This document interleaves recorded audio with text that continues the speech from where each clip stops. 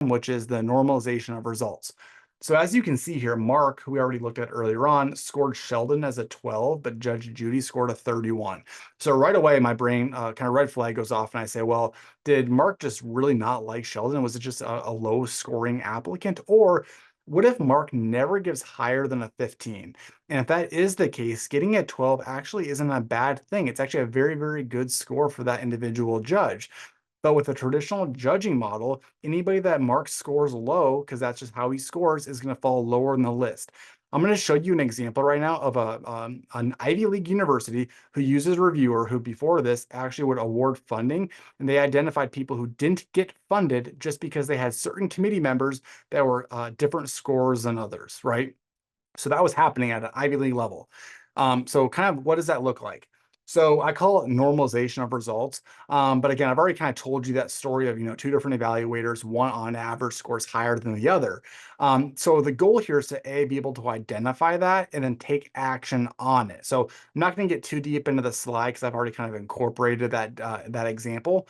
But what we want to do is basically figure out what each individual judge's averages are and then convert individual scores to that judge's average. So what does that look like? So in Reviewer, this is a spreadsheet that we're going to kind of look at just to kind of help visualize it. But you basically get a listing of every single one of your applicants. You get each individual judge and how they score on a per question basis, because we need the raw data to figure out like, A, how do they score that particular candidate? If you weight things, then obviously that becomes very important.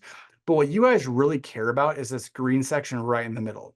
So what we've done here, and this is all happening with one click of the button in our system, is we're showing you each individual judge's averages. So Judge Judy on average scores about a 24, but Tony over here scores on average about a 34. This is the example I'm talking about. So this is, again, everything here is redacted, but this is real people, real scores from an Ivy League institution.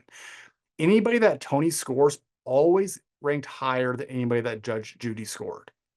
So the question then came up, like, why is that? Well, it's because Judge Judy on average scores a full 10 points lower than Tony.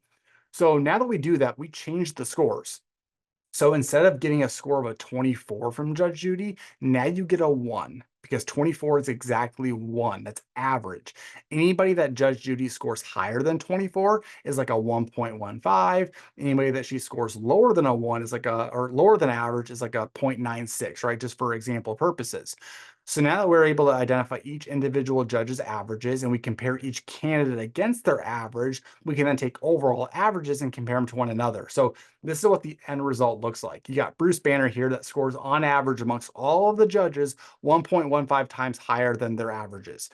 You then get Elon here, who is 0.83, almost a full 0.2 of a point lower.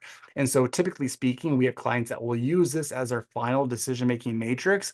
Many others will incorporate this traditional judging and deliberation to leverage data to make those informed decisions off of. So again, there's no right or wrong way, but I do personally think it's a really cool thing. It is a problem in this space. We've got some evaluators that just score different than others. We have to be aware of what's happening.